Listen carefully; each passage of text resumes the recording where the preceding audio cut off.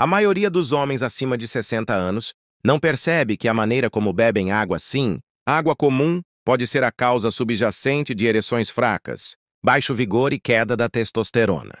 Parece um absurdo. Eu sei como algo tão simples pode gerar problemas tão significativos. Mas depois de ajudar milhares de homens em mais de 25 anos de prática clínica, posso afirmar com segurança: o problema nem sempre é a idade. São os hábitos cotidianos. E um dos costumes mais negligenciados é como e quando você ingere água.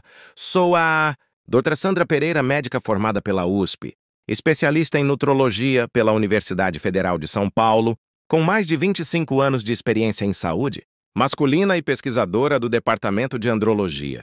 Tenho atendido homens de 60, 70 e 80 anos que chegavam sem esperança, convencidos de que seus melhores anos haviam ficado para trás. Repetidamente, tenho visto como pequenos ajustes, como mudar a forma de hidratação podem devolver energia, desempenho e confiança de maneiras que eles jamais imaginaram.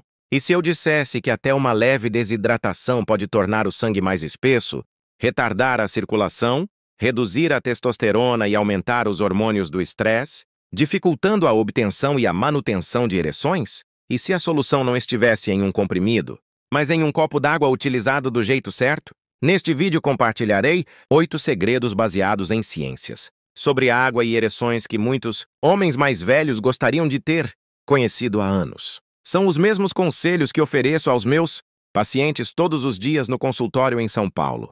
E perto do fim, revelarei uma técnica matinal pouco conhecida que leva apenas 7 segundos e que, combinada com a hidratação adequada, melhora o fluxo sanguíneo e o desempenho no quarto. Continue assistindo. Este pode ser o vídeo mais importante que você verá este ano. Antes de começarmos, se você realmente quer aprimorar sua saúde e recuperar sua confiança, clique no botão de inscrição e ative o sininho para não perder dicas práticas baseadas em evidências, desenvolvidas especialmente para homens acima dos 60 anos. E se este vídeo parecer útil, escreva 1 nos comentários. Se não, escreva 0 para que eu saiba como ajudá-lo melhor na próxima vez. Também quero saber de qual estado do Brasil você está assistindo. Muito bem, vamos ao ponto. A primeira coisa sobre a qual precisamos falar é o fluxo sanguíneo, porque sem ele não há ereção. E o que a maioria dos homens não sabe é que o sangue é composto majoritariamente por água. Isso significa que se você estiver mesmo que levemente desidratado, seu sangue se torna mais espesso, mais lento e mais difícil de circular. E quando o sangue não flui livremente, especialmente para as áreas que mais importam sua capacidade de conseguir e manter uma ereção firme, é diretamente afetada. Vamos detalhar. A água é a melhor amiga do sangue e as ereções dependem do sangue. Deixe-me contar algo que aprendi depois de mais de 2 décadas ouvindo homens a portas fechadas. Homens como você. A queixa número 1 que escuto nem sempre é sobre testosterona ou libido. É Dra. Sandra Pereira. Não funciona mais como antes. E 9 em cada 10 vezes, antes de avaliar hormônios ou medicamentos, faço uma pergunta. Quanta água você está realmente bebendo? A maioria ri. Diz: tomo café pela manhã, talvez um refrigerante no almoço, mas água quase nada. A verdade é que uma ereção é um evento hidráulico. Trata-se de pressão. Requer que o sangue flua para o pênis, preencha câmaras e permaneça lá. Mas se o sangue estiver muito espesso, muito lento ou pesado para se mover adequadamente, essa pressão nunca é gerada. Você pode sentir o desejo, mas fisicamente seu corpo não consegue responder. O sangue é composto por mais de 90% de água. Então, quando você não está hidratado, mesmo que um pouco, seu sangue fica mais viscoso. Seu coração precisa trabalhar mais para fazer luz circular. Isso significa menor entrega de oxigênio e nutrientes, e sim menos fluxo sanguíneo para o pênis. E não é apenas minha opinião, é fisiologia humana básica. Um dos meus pacientes, Carlos, ex-professor de 68 anos, entrou no meu consultório em São Paulo, Cabis, baixo, e disse: Doutora Sandra Pereira, não funciona mais. Acho que estou velho demais. Ele havia aceitado isso como sua nova normalidade, mas ao revisar seu estilo de vida, percebi que ele fazia quase tudo certo, exceto beber água. Não tinha doenças graves, não tomava medicamentos problemáticos, apenas estava cronicamente desidratado. Pedi que se comprometesse com uma pequena mudança. Beber água ao longo do dia de maneira constante e intencional. Nada de goles apressados, nada de garrafas. Geladas viradas de uma vez, apenas hidratação lenta e contínua. 2 semanas depois, ele voltou sorrindo. Não sei o que mudou, disse, mas está funcionando novamente. Esse é o poder da hidratação adequada. Ela afina o sangue, melhora a circulação e apoia todos os mecanismos dos quais seu corpo depende para ter desempenho. E não é preciso muito, apenas consistência. A maioria dos homens não percebe que até uma desidratação leve pode reduzir o volume sanguíneo o suficiente para fazer diferença. Você não sente sede, mas seu corpo já está desacelerando. A força da ereção enfraquece, o tempo de recuperação aumenta e a confiança começa a desaparecer silenciosamente, pouco a pouco com o tempo e a mais. O sangue não transporta apenas oxigênio, ele também carrega hormônios testosterona, óxido nítrico e nutrientes, essenciais que viajam pela corrente sanguínea, até onde precisam atuar. Se esse sistema não flui suavemente, nada funciona como deveria. Então, da próxima vez que sentir que seu corpo está falhando, não tire conclusões precipitadas sobre o envelhecimento. Pergunte-se primeiro: estou suficientemente hidratado para que meu sangue faça seu trabalho? Isso é apenas o começo, porque mesmo que você esteja bebendo água suficiente, há algo mais que pode estar sabotando seu desempenho por dentro. E é ainda mais perigoso do que um fluxo sanguíneo deficiente. Tem a ver com um hormônio de que todo homem precisa, e com o que acontece quando o corpo entra em modo de sobrevivência. A desidratação reduz silenciosamente a testosterona. Lembro-me de estar sentada diante de Walter, um homem de anos, recentemente viúvo e morando sozinho no Rio de Janeiro, mente afiada, olhos claros, mas sua energia estava se dissipando. Ele me olhou e disse: Doutora Sandra Pereira, não me sinto doente, só não me sinto eu mesmo. Não havia uma crise, nenhuma emergência médica óbvia, mas algo nele havia se apagado, e ele não sabia por quê. Conversamos. Ele não estava tomando medicamentos importantes, fazia um pouco de exercício, comia bem, não estava deprimido, mas se sentia apático, com pouca motivação e sem interesse real na intimidade. E por trás de tudo isso havia um medo silencioso. Acabou para mim.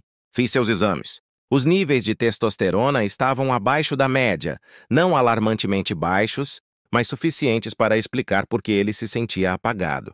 Quando perguntei sobre o consumo de água, ele admitiu, quase como uma confissão, provavelmente não muito para ser honesto, e aí estava. A maioria dos homens não percebe que a desidratação faz muito mais do que cansar ou dar sede. Ela coloca todo o organismo em modo de economia. O corpo começa a conservar energia, proteger órgãos vitais, regular a temperatura e manter a pressão arterial. E tudo que não é essencial para a sobrevivência, como reprodução, libido, construção muscular e produção de testosterona, fica em segundo plano. A testosterona não é apenas sobre sexo, é sobre impulso, força, identidade. É o fogo interior que faz você se sentir homem. Mas quando o corpo detecta a falta de água, ele atenua esse fogo para se preservar. E quanto mais desidratado você fica ao longo do tempo, mais esse desequilíbrio hormonal se torna a sua nova normalidade. E não é tudo. Há outro inimigo que a desidratação traz consigo: o cortisol, seu principal hormônio do estresse. Quando você está desidratado, os níveis de cortisol disparam. E aqui está o problema. Cortisol e testosterona não dominam ao mesmo tempo. Quando o cortisol sobe, a testosterona cai. É como uma gangorra e muitos homens acima de estão, sem saber, presos do lado errado.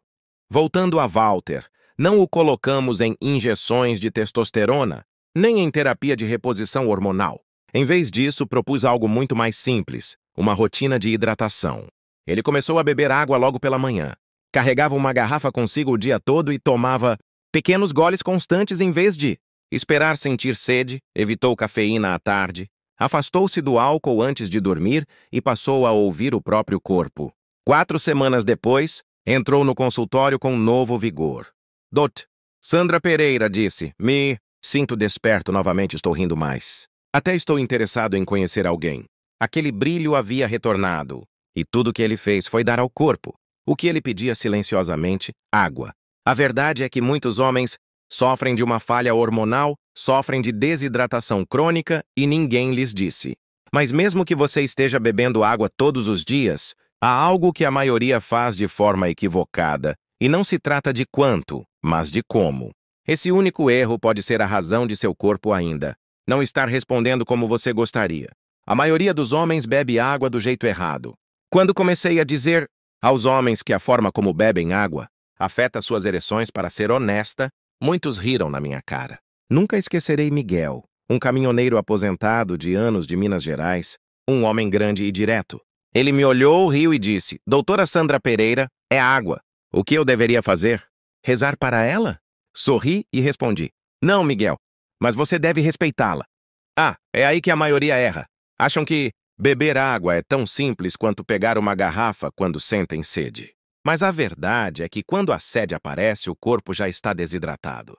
E quando você bebe uma grande quantidade de uma só vez, especialmente água gelada, o organismo não consegue absorver-la adequadamente. Em vez de hidratar as células, essa água passa rapidamente pelo sistema, sobrecarrega os rins e elimina minerais valiosos. É como jogar um balde de água sobre uma esponja seca. Não é absorvido, apenas escorre pelos lados. O corpo prefere constância, pequenos goles ao longo do dia. Assim mantém o volume sanguíneo, equilibra o sistema nervoso e mantém os hormônios sob controle. Até a maneira como você se posiciona faz diferença. Beber sentado, em vez de em pé ou em movimento, ativa o sistema nervoso parasimpático, o modo de descanso e digestão, permitindo melhor absorção. E aqui vai algo que a maioria nunca ouviu: até deixar a água se misturar com a saliva por alguns segundos antes de engolir. Ajuda o corpo a processar-la de forma mais eficiente. É uma prática antiga respaldada por evidências modernas. Miguel estava cético, mas concordou em tentar. Parou de tomar água gelada da geladeira e passou a beber em temperatura ambiente, lentamente, ao longo do dia. Sentava-se para beber e começou a prestar atenção a quando o corpo pedia água, em vez de ignorar até se sentir seco. Em 3 semanas, ligou para meu consultório.